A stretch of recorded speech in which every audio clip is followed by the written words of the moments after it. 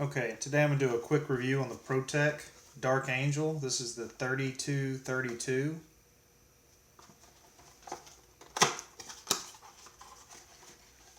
Now this is another OTF. The last OTF I did was a full automatic, but this one is a little bit different. As you can see, it ejects like a standard OTF would with some authority, but to reset it, you have to hold the button in and bring it back. Now what I like about this model is the safety isn't built into the trigger like some of the other models. It's actually got a trigger above it so that you have to engage and then fire the knife. Nice design. The feel of the knife overall is very good quality. It's not my first ProTech knife. It won't be my last. This Dark Angel, as with any, they'll do the production run number and the serial number. So all ProTech knives that I've bought before tells you the production run and serial number. So this is production run 5, serial number 285. Again, comes out with some authority. You do have to operate this one as a two-handed model, seeing that it is a OTF, but it's not fully automatic. What I like about this knife is the tolerances on it, the build quality. The screws are inset, they're perfect, everything. This knife didn't come with a single scratch on it. It was well oiled, although if I did have one complaint, it is the fact that it feels like this model has to be oiled frequently. I don't know if it's the aluminum handle or the finish on this aluminum handle, but you can't hear it, but when you're holding it, you can feel a little bit of grinding.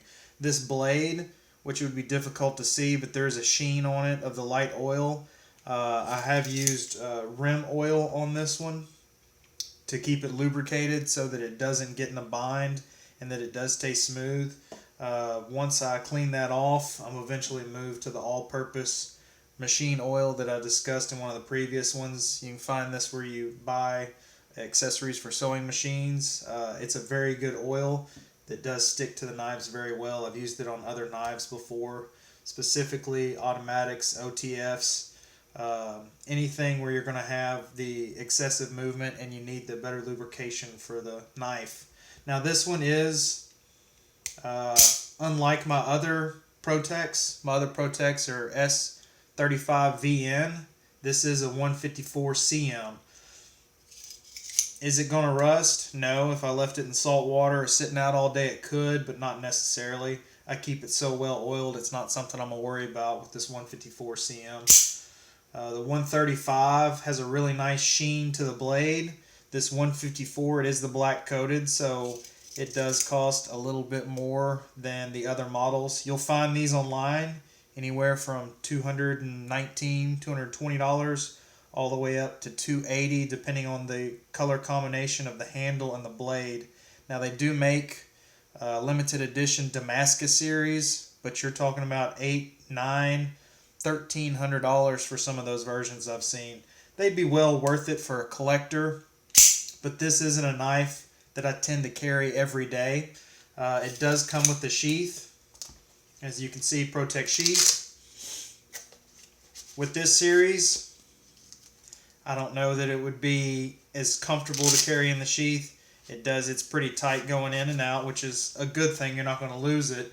But as far as an EDC, it would carry in the pocket well. I've carried it once or twice. It's got the deep pocket clip so that it does carry concealed. You can see here, this is the actuator for where you can hold the spring down, but they tell you not to maintenance the interior yourself. It has to be sent off to ProTech for that. That's kind of one of the differences in this knife compared to some of the other series that I'm not going to say encourage you to open the knife and work on them, but this one, it is strictly forbidden. Understandably. I mean, it's a mechanism that would have to have a specialized tool or something you've created to hold the spring down. I've seen a teardown video on it. Not something I want to jump into. Overall, very, very good, as I mentioned, build quality.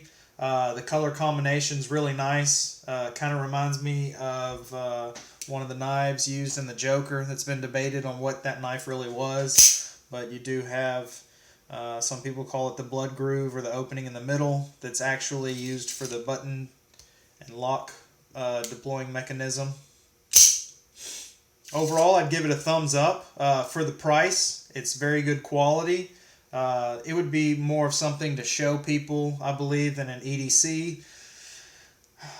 I have carried it. It is fairly long in the pocket. You can carry it on your belt exterior wise. You don't have to worry about it discharging.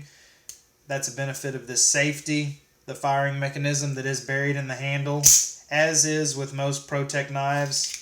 The button is recessed, so it's not something that will accidentally deploy. And given the fact that you have this safety. Now, with that being said, this knife is very, very sharp. It's not a toy. It's not something you play around with. I was playing around with it and had it out and went to look at it and turned my hand just right, and I have a scar on the tip of my finger where it cut me fast, and I knew it. It's very sharp. Again, not something to play around with, but it is something to demonstrate for people, collectors. It is a nice knife. ProTech, I mean, they have quality, craftsmanship, and integrity. They're not kidding. Every knife they build that I have handled has been nothing but professional grade. So, Dark Angel. Next time I'll talk about my Dawson. I do have a Firefox limited edition hand ground 5160 steel Sand Viper color. So next time I'll talk about that. Thank you and enjoy your knives.